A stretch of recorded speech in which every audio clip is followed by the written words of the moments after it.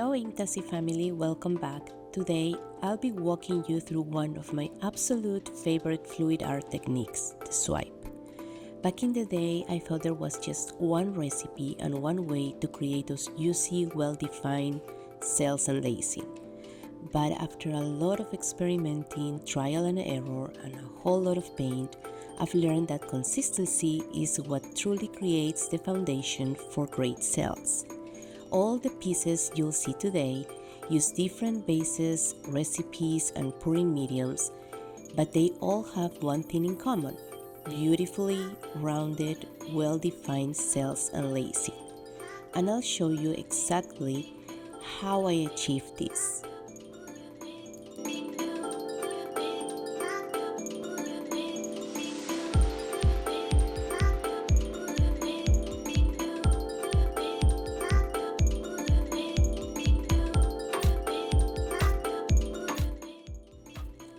One cannot talk about cell creation without mentioning the king of cells, Australian Floetrol. If you're trying to create bold, clean cells, Aussie Floetrol is your best friend. A little goes a long way. This bottle has lasted me since 2023 and is still going strong. If you'd like to give it a try, I've added a discount code in the description from a trusted US supplier I personally use. If you decide to purchase through that link, I may receive a small commission at no extra cost to you. Now, let's mix our cell activator. Start by shaking your bottle of Australian Floetrol really well. I'm using 2 teaspoons of Aussie Floetrol and 1 teaspoon of titanium white by Triart. But you can also use Amsterdam, Atelier, or Golden, whatever high quality white paint you have.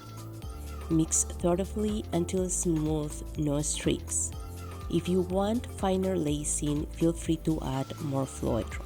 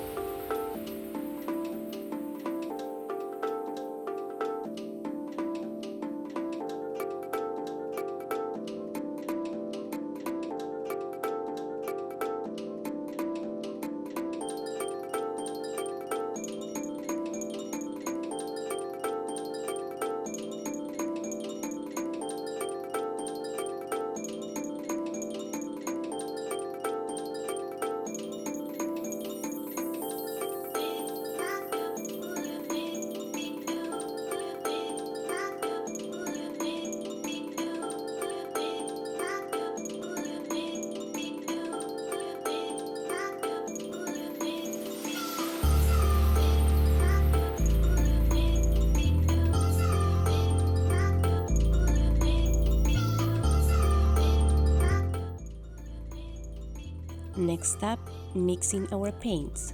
For this pour, I'm keeping it simple and using American Floetrol. It's thin with no texture, but it still has that gooey, stretch feeling that we love. It helps hold cells in place. Shake your bottle first and always strain it. American Floetrol tends to have clumps, and we definitely don't want those in our artwork.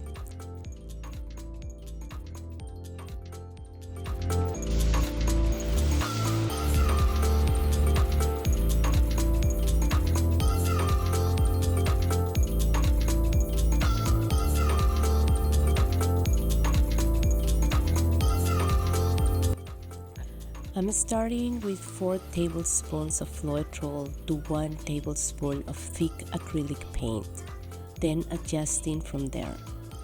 I'm looking for a trace of 3 to 3.5 seconds.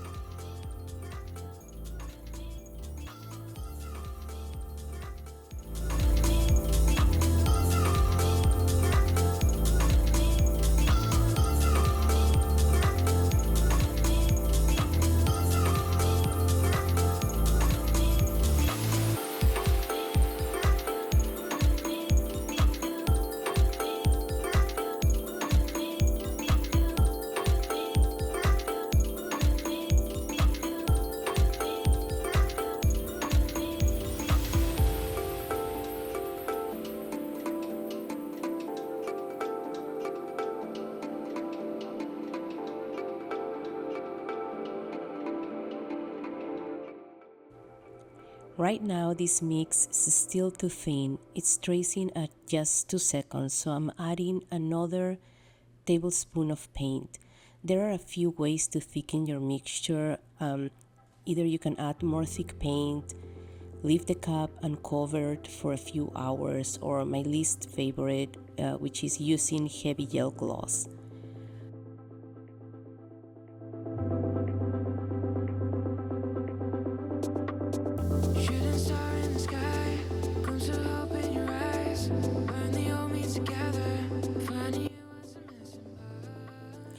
I won't go into every color mix in this video, but you'll find all the exact measurements and paint colors I used in the description below. Time for a quick test before the main pour. If you're looking for an easy test surface, I recommend a glossy tile. It's affordable, reusable, and super forgiving. Once your paint dries, just soak it in water for about an hour and the paint peels right off, ready to use again and again. I'll speed up this part so the video doesn't run too long.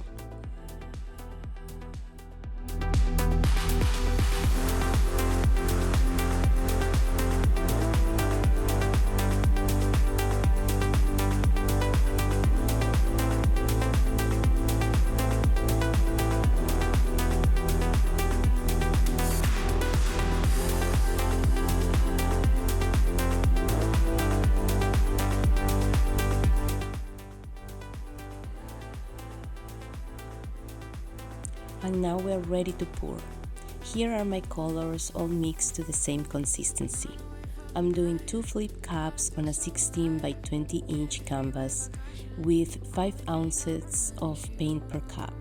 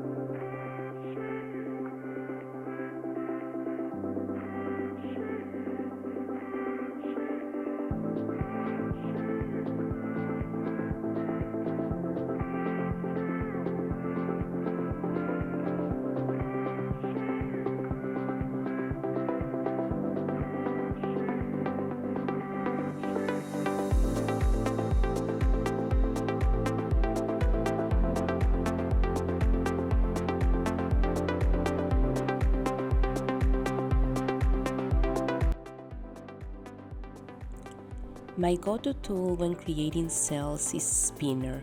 It stretches the paint evenly without distorting the shapes. Another important tip, make sure your surface is level. An uneven surface can cause your paint to run and completely throw off your composition. I will let you enjoy the pour and I'll meet you back here at the end.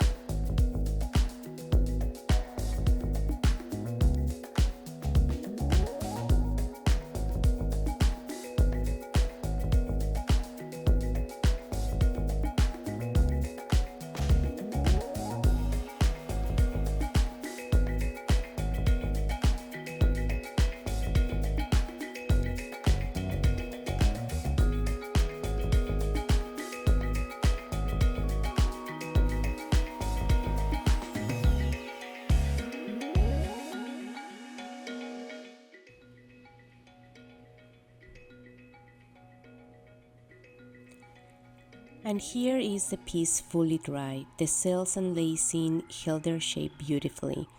That's what I love about the swipe technique. You can reveal the layers underneath and even enhance your base by swiping over it.